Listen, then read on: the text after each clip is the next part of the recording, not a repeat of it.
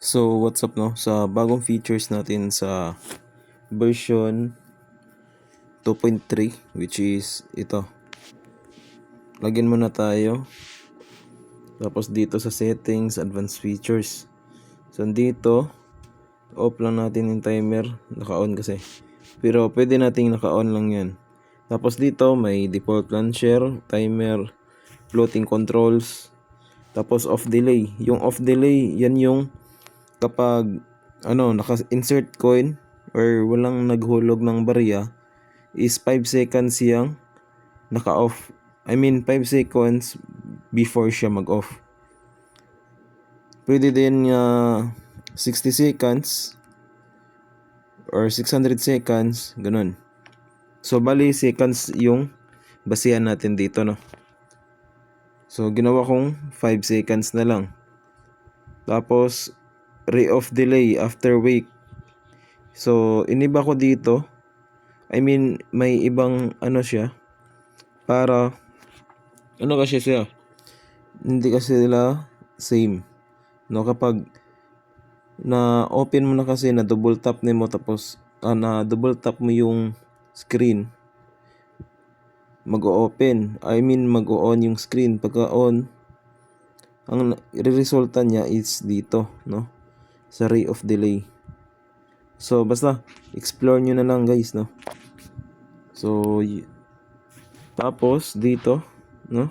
Ito. As you can see dito, nagagamit na rin natin 'yan. So wait lang. So para ma-reset nga pala, no? Para wala yung time, 'di ba, naka-off 'yun. So stop natin. Admin 1 2 3 4. Let's start. O 'di ba? Nawala yung time. So balik tayo dun sa log-out na tayo.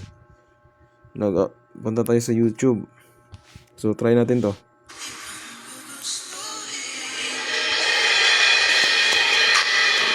So as you can see, may lumalabas na dito, no? Parang label. So ngayon kung gagamitin natin 'to, ayan.